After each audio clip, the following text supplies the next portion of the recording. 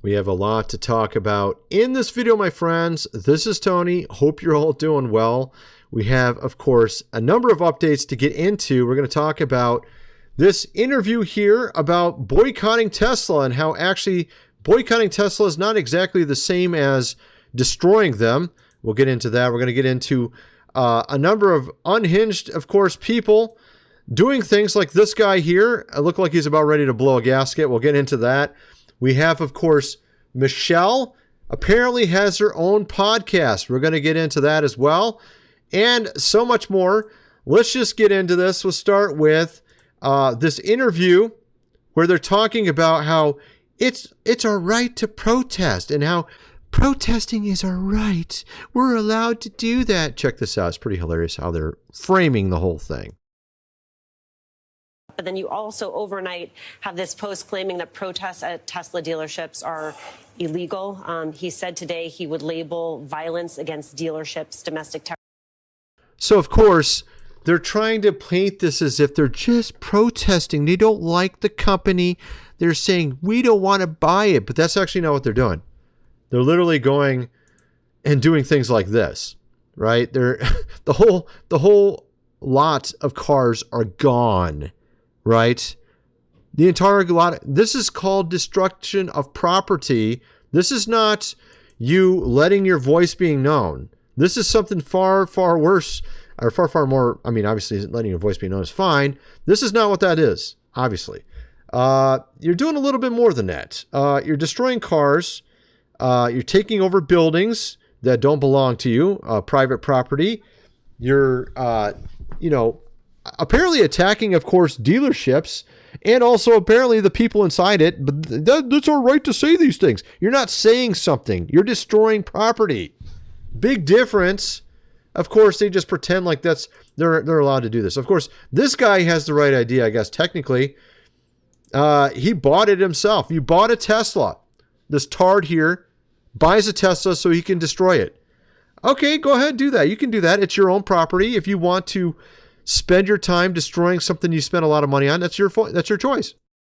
Sledgehammer in Seattle's Soto neighborhood. These two fellas went to town on this Tesla. The car was left in shambles with shattered windows, massive punctures, and tons of anti-Elon Musk graffiti. We don't like what Elon Musk is doing. This man would only give me his first name. Right. Of course, I mean, you're allowed to do that. If you want to buy it, if you want to buy it and do this to it, that's your choice. You can do that if you want, but not when it doesn't belong to you. Not when it's someone else's property. You're not allowed to do stuff like that. And of course, now people are getting arrested, right? This is what they're being called. They're going to jail. Some of them for 20 years. I was just letting my voice be known. No, you weren't. All right. You were destroying property. There's a big difference between the two. Check this out. We have people we're locking up on that. We have someone in jail right now from one of the dealerships. They threw a Molotov cocktail through a dealership. They're looking at up to 20 years in prison. Yeah, I mean, obviously that's not you letting your voice be known. I mean, give me a break. It's so ridiculous how they're trying to frame this. And obviously this is in retaliation to him simply shutting down some of these programs that we were funding, they were funding with our tax dollars through USAID, Department of Education, blah, blah, blah, that were basically waste and, of course, fraud and a lot of other things that people like you and I do not want them to do this, right? We don't want them to spend our money on this ridiculous stuff. They were funding groups that some of these protests are behind. Apparently, some of these groups that were being funded are the ones behind these quote-unquote peaceful protests, right? And they want to do more peaceful stuff, okay? They want to do a lot more peaceful, even more peaceful, not just get rid of Teslas and destroy dealers. They want to do more than that. They want to do more peaceful activity. If he's so great, if these plans and all the fraud and abuse that he's found are so evident, why isn't he here explaining it? You know why. Because he's out to privatize Social Security. He's been on television the last couple of days talking exactly about Social Security, Medicare, and Medicaid, and what he intends to do. Privatize it. I didn't hear that. Privatize it. I didn't hear that. Sorry. Anyway, the gentleman on the screen, right-hand side, is the co-chair of the Doge Caucus. His name is... Of course, he never said he's going to privatize it. They're just trying to make it sound like he's doing something wrong. He's not doing any of the stuff they're saying. He's not cutting grandma's Medicare.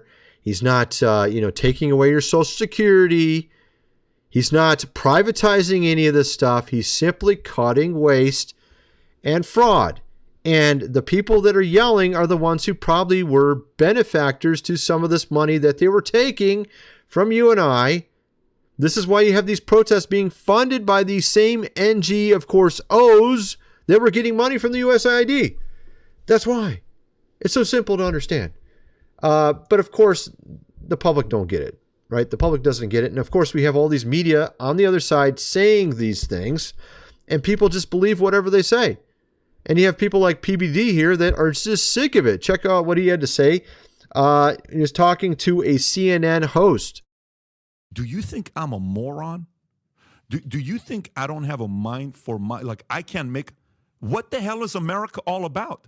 You just said I'm a moron. That's what you just said. The guy sitting across from him agrees. That guy's usually pretty milquetoast in the middle too. So that's pretty interesting that he was even nodding his head to it, right? But like I said, we're going to get into a ton of stuff. We're going to talk about this new Michelle Obama podcast, and we're seeing some weird numbers. We're seeing some weird stuff. We'll get into that and much more. We got a lot of other stories. First, I got to mention food supply, 25 years shelf life. Link is in the description. 4 weeks worth for $247. You're going to definitely want to get that if you have not already. As you can see, all the wonderful chaos around us. It's always wise to be prepared. You never know what's next. Link is in the description. Of course, this book here, The Lost Ways, How Your Great-Great-Grandfather Lived Without Electricity, how you may as well, if this Ukraine thing keeps going. It is looking like it might solve today. I heard some interesting things. I'm not even going to talk about that, but it does look like they might, solve it. Who knows? We'll see what happens. Of course, you have Zelensky there changing his mind every 2 seconds, so who knows what's next. It's always wise to be prepared anyways. Link is in the description. Get the printed version, $37 plus shipping. And, of course, my website, GR Videos. Go check it out as well. Anyway, let's get back to the video. So we have, of course, Michelle Obama starting her own podcast. And I'm seeing some bizarre things going on. All right? I'm seeing some bizarre stuff. I don't even want to see it. And if you've been following me for a while, particularly my other channels, you know I used to make videos about her, or quote-unquote her. Some people like to call her Big Mike. You know what I mean? So I made videos some years ago, probably about 8 years ago. I don't know. It was a long time ago. And they were I was just joking around. I'm not saying I know. I mean, who knows, right? We don't know what's what, right? But it is interesting. She had her brother on this podcast. So it's her and her brother. So that is kind of interesting because a lot of people used to say she was her brother. Well, clearly that can't be the case because her brother's on the podcast with her. So, I mean, that part of the theory is bunk, I would say. This is her brother. But that doesn't mean the other rest of it is bunk, right? Maybe not. We never know. Who knows? We'll find out one day, right? I guess Joan Rivers maybe knew, right? Some people say that.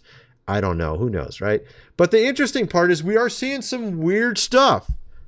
Like if you go down here and look at the numbers, it don't look right. Look at this. You got 26K for views and you got 20K thumbs up. What? Like I've never in my entire life, in the last over decade, 15 years on YouTube, I have never seen anyone have a video that got this many thumbs up per view. Like ever. Ever. I've never seen it ever happen. And I've seen many videos here on YouTube. So that's impossible, I would say. Now, there's some weird comment down here saying that actually it had 25K likes at first and 7K views. That would be more than just theoretically impossible. It is just straight up impossible. But I don't know if that was the case. If it was the case, it somehow lost 5K thumbs up because it's now 20K thumbs up. And this is so weird. And there's something weird going on with the other one too. We'll get into that in a second. But of course, there's some funny stuff going on here. Let me show you this. So of course, they say that this new podcast is going to grapple with life's biggest questions. This is what Michelle Obama's new podcast is all about. ABC News, right? And what do they talk about in the first episode? Or no, this isn't the first. I think this is the second episode. What do they talk about? Check this out. This is so hilarious what they're talking.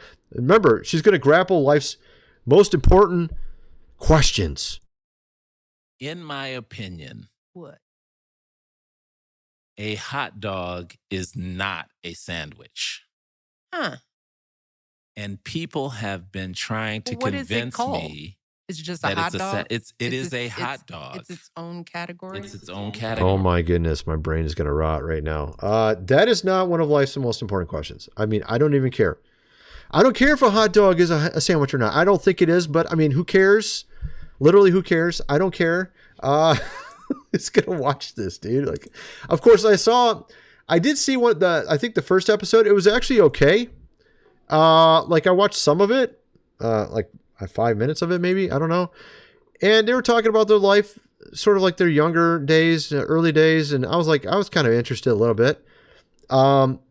I was kind of wondering about these views though, because yesterday I'm pretty sure it was not nearly this high. I think it was like 80K yesterday. I don't know, man. 190 from 80. It's possible. It is theoretically possible. It's very possible, particularly knowing that everybody's talking about her. Maybe that's what made it viral. That could be what it is. But the thumbs up rate is, again, super high. I mean, you could see this in some situations where if you have a really huge base of followers and they really love your content, you can sometimes get a 20% like this. This is basically a 20% thumbs up. This is pretty rare. It's very hard to get this. I would say extremely hard to get this.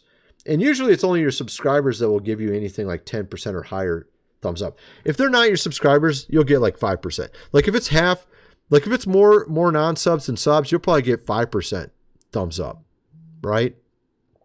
And if it's just mainly your subscribers watch the video, you might get 10, 15. In a rare situation, like a unicorn situation, you might get 20%. This is that situation. This is 20%. That's pretty much impossible. This is very rare to get even this high, but it's theoretically possible. You can do it. But this other one, this is impossible. I mean, I'm just going to say this is pretty much impossible. I mean, I've never seen this ever happen. This is like 70% thumbs up. That's like crazy. That's just crazy. That's just, I've never seen it ever. I don't care how popular they are. You're not going to get that. Okay. You'll have to pay them all some money to get that, pretty much. Because most people don't even want to click the thumbs up. You know what I mean? They're just like, why? You're going to force me? Like, I'll give you $10. Oh, fine. I'll do it. You know, I mean, you might be able to get 70% if you paid everybody money. I don't know. But so that's what's going on with that. Then they try to compare her to Joe Rogan. Newsweek, Michelle Obama podcast ratings compared to Joe Rogan. I noticed on the left lately, they've been very obsessed with Joe Rogan and trying to make someone more popular than him. And I saw this channel called Midas Touch, and there's like the Midas Touch Network, and they just get these insane views. And I really have a hard time believing they're as popular as they appear to be. But they get insane views. I kind of feel like it's been, cranked up to the max on the algorithm for them or something. I don't know what it is. But Midas Touch supposedly got more views than Joe Rogan in a month. But of course, Midas Touch also puts out 5 videos a day, and Joe Rogan puts out like 1 every 3 days. So there's a big difference in that respect. But they're obsessed with trying to make Joe Rogan look unpopular and they're trying to make themselves look popular. So they're trying to do it with Michelle Obama. Michelle Obama is going to beat out Joe Rogan. I don't think so. I mean, give her even a 5 years from now. I really don't think so. She might get popular over time. I wouldn't be surprised. I wouldn't be surprised if she got a little bit of popularity over time on YouTube. It's possible, very easy possible. Especially if she puts out good content. If she puts out bad content, she ain't gonna do it. Even if she's popular as a person, it doesn't matter. But if her content's good, she could get big. I don't think she'll get as big as Joe Rogan. There's no way. But they're obsessed with trying to beat Joe Rogan for some reason now. And they're trying to compare statistics. And I just showed you all the wonky weirdness about the statistics, but they're trying to say that she's doing better. She's already doing better in some ways. However, one area where Obama's beating Rogan is subscriber engagement. on YouTube, Obama has 17,000 subscribers, while Rogan has 19, or basically 20 million. Obama's first podcast episode has reached more than double her subscriber base, with second reaching nearly 100% of her subscribers, while Rogan most recent podcast reached only about 3.8% of his own subscribers. Now, what's going on here? Multiple things. For one, we saw the wonkiness with the stats. There's something weird going on. I don't know what's going on. There's something weird going on there. Joe Rogan, he's been around a very long time. Okay. And he's got a huge subscriber base because he covers a wide variety of stuff. And not everybody's interested in what he says every time, right? And if you're a new channel and you just came up, you're going to have a lot better engagement at first than, I mean, you could find someone that's super small and have better engagement than Joe Rogan.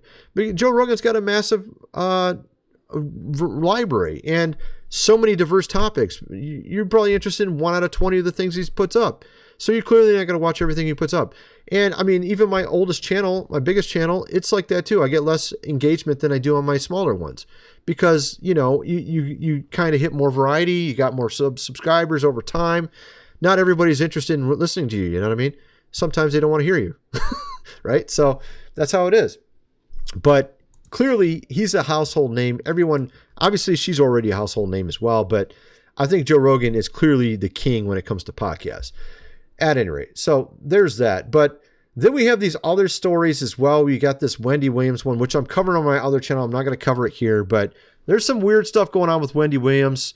I think her guardianship, it looks like someone was robbing her, and it looks like they were basically using her for getting her money. It's really kind of weird.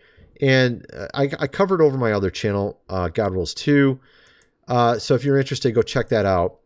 But getting over to also Kamala Harris, which is really weird because I actually was comparing Wendy Williams to Kamala Harris because honestly, it looks like Wendy Williams is more cognate and more there than even Kamala Harris, which is kind of strange considering the fact that Wendy Williams has dementia, allegedly. But she's been doing these long interviews and doing quite well, like nothing going wrong. But then you have these small snippets of Kamala Harris going on interviews and she looks like she's drunk or something. I don't know what's going on. People are pointing this out left and right. So we did DoorDash. Let's get some audio here. So we did DoorDash because I wanted Doritos.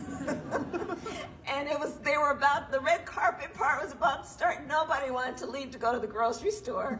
So it was DoorDash. And I'm thinking about this, so I was willing to give up whatever might be the tracking of Kamala Harris's particular fondness for nacho cheese Doritos for the sake of getting a big bag of Doritos as I watched the Oscars. Oh my goodness. Seriously? Oh my goodness, dude. Oh, God. I think I lost some brain cells there. I don't know what's going on here, dude. Okay, so this was another one from like a month ago. For those rights to be maintained, which means we have for those rights to be maintained, which means we have to be vigilant, and it's just the nature of it. Oh my goodness, dude. She does look like something's going on there. What is going on with that? I mean, we had Joe. He didn't seem to be fully there. We got Kamala. She doesn't seem to be fully there. Honestly, Wendy Williams sounds much better. Honestly, I'm serious. Like, I can play a clip of it. It's here she is talking on the phone into the view, and she sounds much more cognate than either of those two people. So picking up where we left off, you're a healthcare advocate. You've been helping Wendy for the past tale. So the guardianship was triggered by Wells Fargo. A guardianship happened, and I didn't mind it at that time at all because it's about my money and keeping my money safe. You understand what I'm saying? But at this point in my life, I want to terminate guardianship and move on with my life, if that's possible at all. So listen to her. I mean, she sounds completely normal.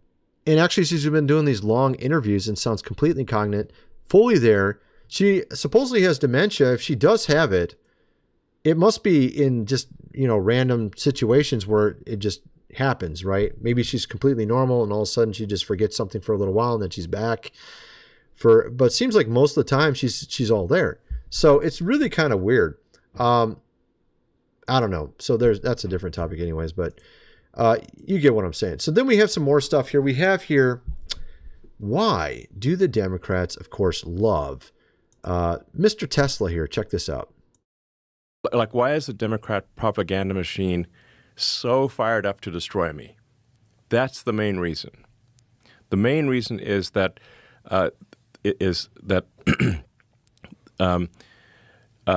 entitlements fraud. That includes like Social Security, disability, Medicaid. Entitlements fraud for illegal aliens is what is serving as a. He goes into it being a gigantic magnetic force pulling people into, of course, our country. And they were using this to bring a lot of people in, like we see in Europe. And then, of course, then they're able to quickly become, well, they get faster. They were fast tracking with that app, you remember, to become, of course, at least green card holders or whatever, and be able to work here or whatever. Particularly get benefits off taxpayer dollar and dime with the USAID and all that stuff. But this is why they're so upset, because they had this gravy train of money that they were using to get their things done, the things they wanted done, which is bringing in a ton of people that would clearly make it so the current president would have never won if it was another 4 years, right? And if he had to try another time, it would have just been game over, I think. And I think that was what he was trying to get at. And you could see, I mean, this is, and it's not irony, because if you look at what's going on in the UK, in Germany, this is Germany right here. There's some crazy stuff going on in those countries right now. I mean, people are getting, of course, getting arrested, of course, for things like posting, on social media, because they say something about those that are there. Oh, why are these people, of course, coming in? If you say anything, they call it, racist or something like that. And so they're having a lot of things like that going on. And I think they wanted to do that here. But they failed. Right? So, of course, now what are they doing? They're using these district judges to try to stop the whole thing, to try to thwart the firings of all these federal employees and trying to reinstate them so that they can continue working in the USAID or Department of Education, et cetera, DOD, whatever. You have here Caroline is going off about lower level district judges that seem to think they rule over the executive. Check this out. Let's play this. A low-level district court judge filing an injunction to usurp the executive authority of the President of the United States. That is completely absurd. And as the executive of the executive branch, the President has the ability to fire or hire. And you have these lower-level judges who are trying to block this President's agenda. It's very clear. And as I just cited, I was appalled by the statistic when I saw it this morning. In 1 month, in February, there have been 15 injunctions of this administration in our agenda. In 3 years... Apparently with Joe, in 3 years, they didn't even have 15. I think it was 14 or something. So like 7 weeks versus 3 years. That's how much activism's going on there. We're going to get our jobs back, and we're not going to be left at. Now, I will say this, that...